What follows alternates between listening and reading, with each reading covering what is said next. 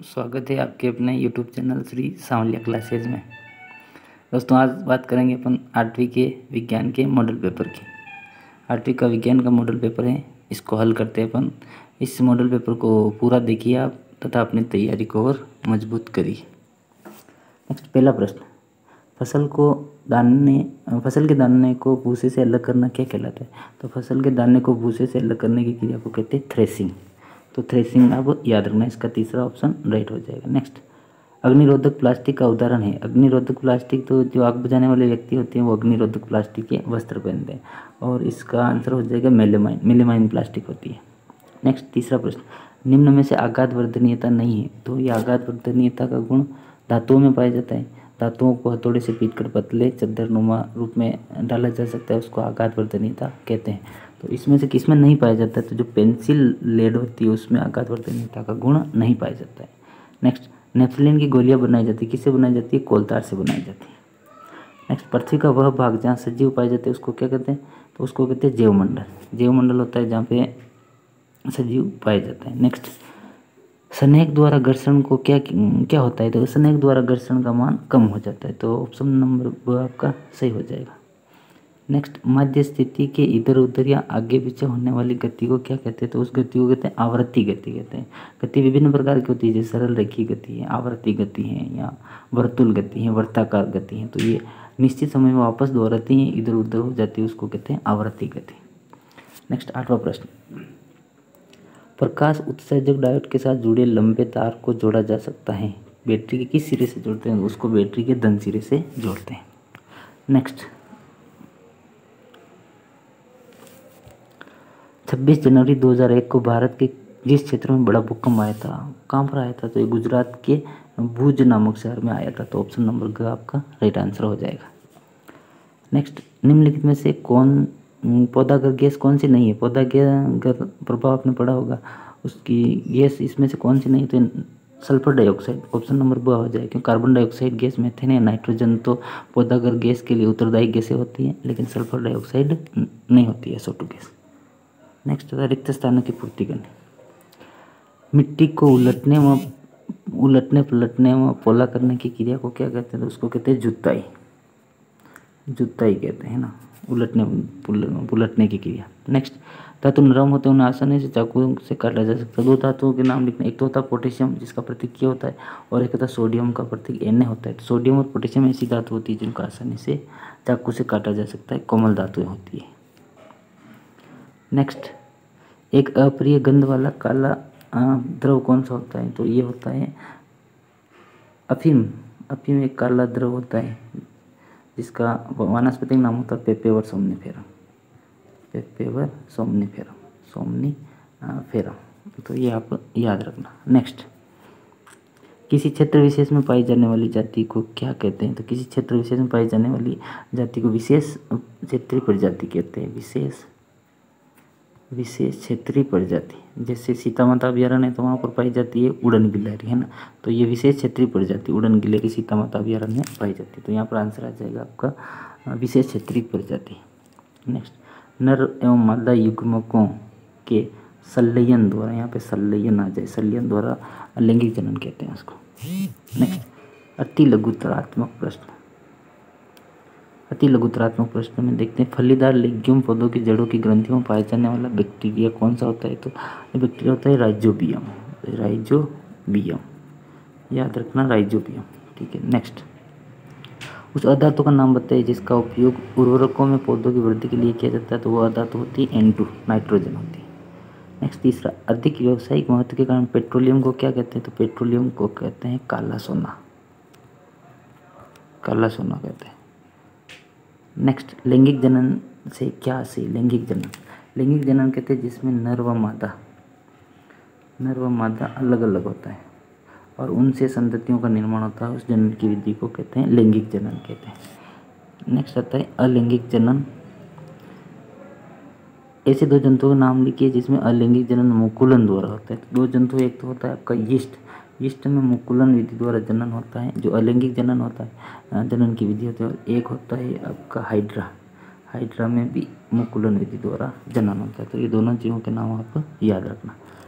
Next, column A को column B से मिलाना है। नाइट्रोजन स्थिरीकरण राइजोबियम जीवाणु से होता है, तो क आपका 2 नंबर से मिल जाएगा। यीस्ट का निर्माण करते हैं, ब्रेड निर्माण में करते हैं। नेक्स्ट, मादा एनोफ्लीज मच्छर के काटने से मलेरिया रोग हो जाता है। और वायु द्वारा संचरण खसरा रोग होता है जो वायु द्वारा संचरित होता है।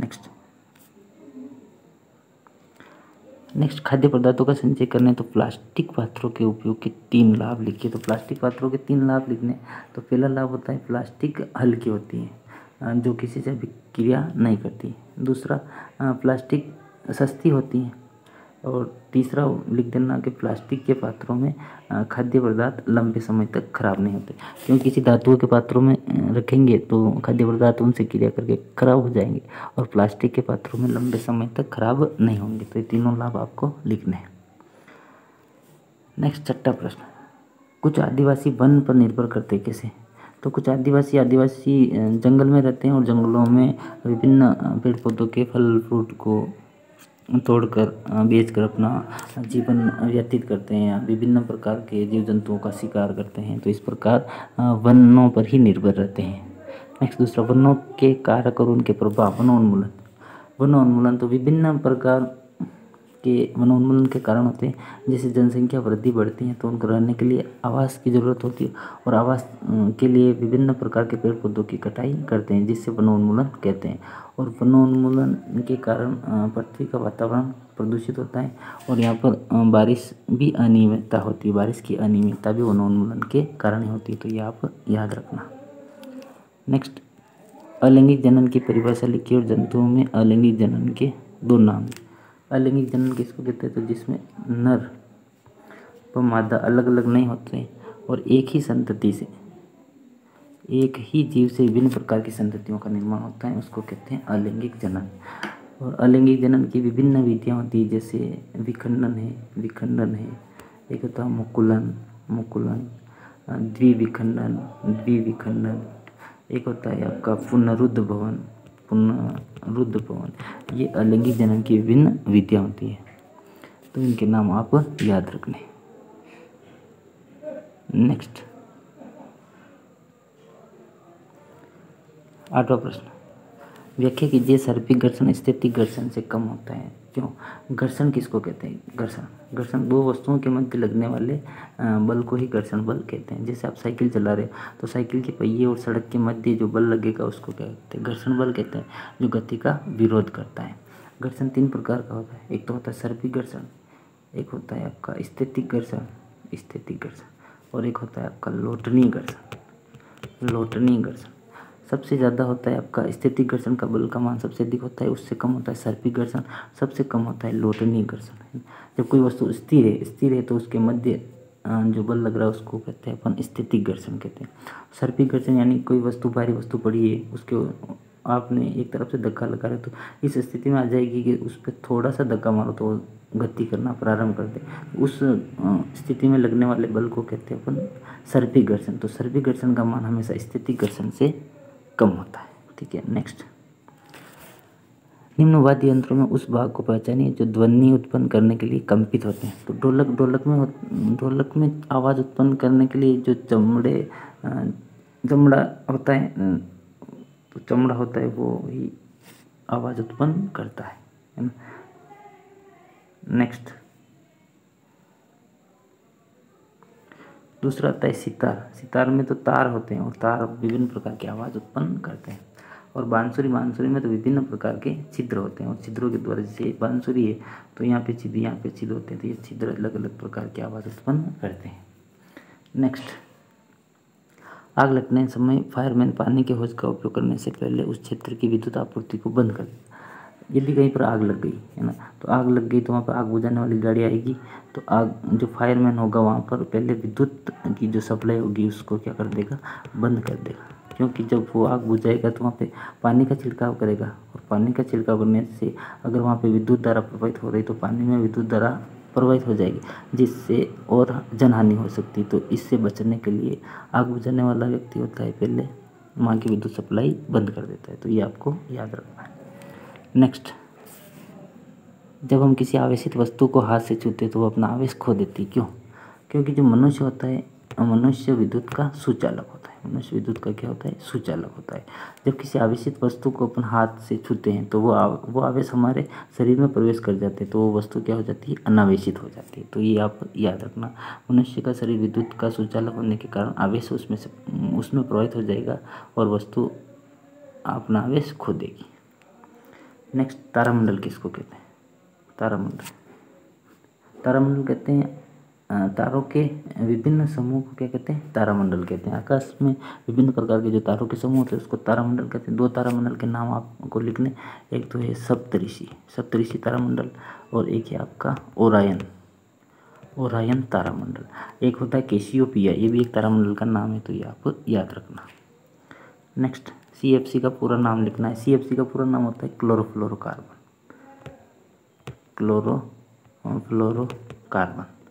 CFC का पूरा नाम क्या है, क्लोरोफ्लोरोकार्बन।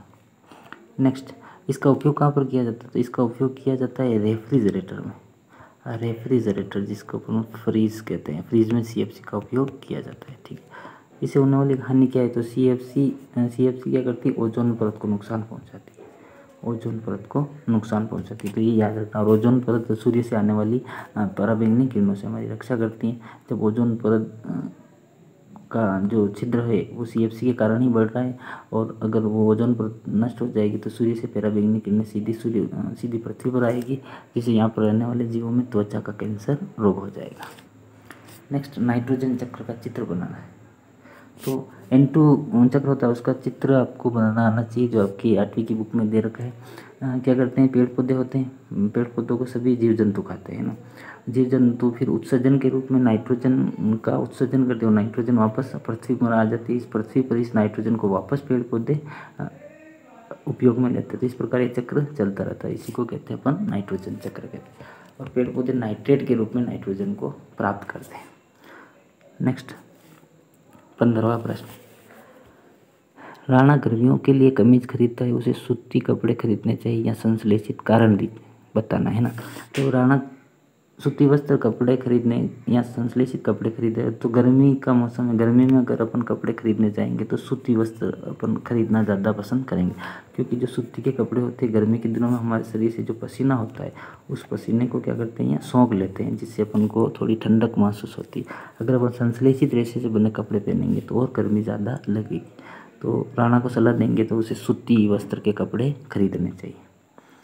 नेक्स्ट, 16वां प्रश्न, कॉपर जिंक को उसके लवण के विलयन से विस्थापित क्यों नहीं कर पाता है?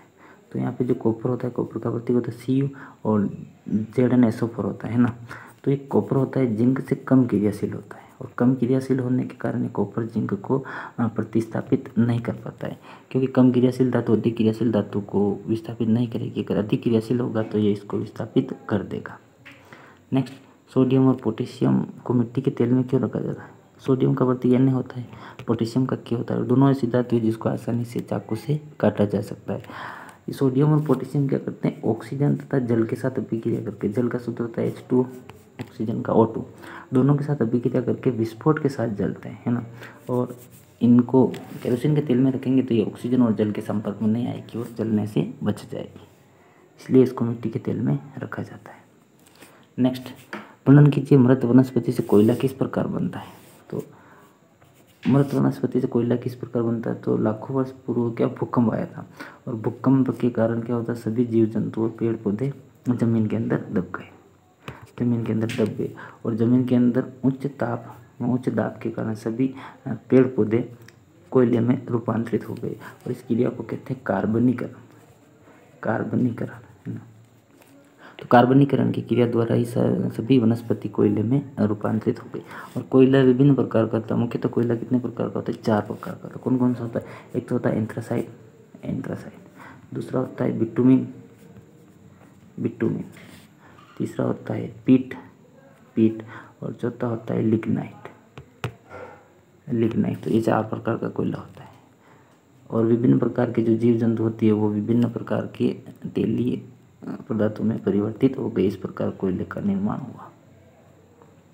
नेक्स्ट,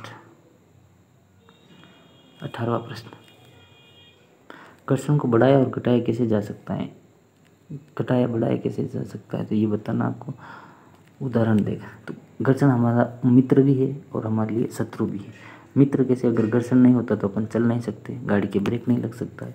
बोर्ड पर लिख रहे हैं तो बोर्ड पर लिख भी नहीं पाएंगे अगर घर्षण नहीं होगा, तो वहाँ पर घर्षण हमारे लिए मित्र होगा। और घर्षण हमारे लिए शत्रु होता है। कैसे, तो घर्षण शत्रु होता है। घर्षण के कारण विभिन्न प्रकार की टूट फूट हो जाती है। जैसे हमारे चप्पल है, टूट जाते, घर्षण के कारण ही टूटते। जैसे ट्रैक्टर है और वाहनों के टायर है तो घर्षण के कारण ही घिस जाते हैं।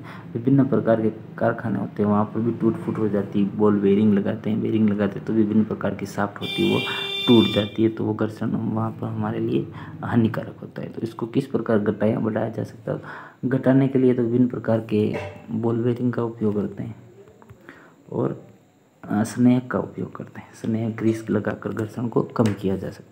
और घर्षण को बढ़ाने के लिए विभिन्न प्रकार के ग्रूफ लगाते हैं। जैसे टायर होते हैं तो टायर के ग्रूफ को बड़े कर देते हैं, जिससे घर्षण का मान बढ़ जाएगा। विभिन्न खुरदरी वस्तुओं के द्वारा घर्षण को बढ़ाया जा सकता है।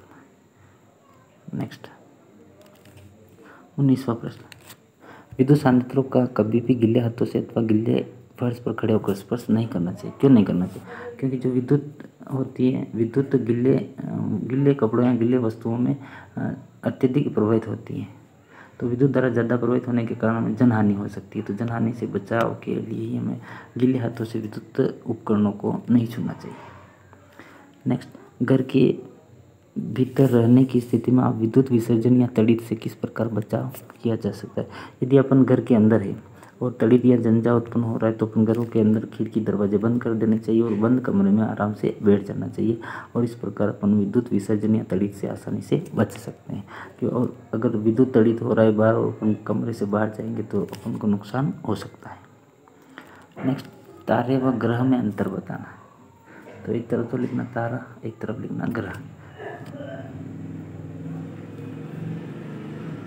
एक तरफ तो लिखना तारा और एक तरफ लिखना ग्रह। ये तारा और ये ग्रह।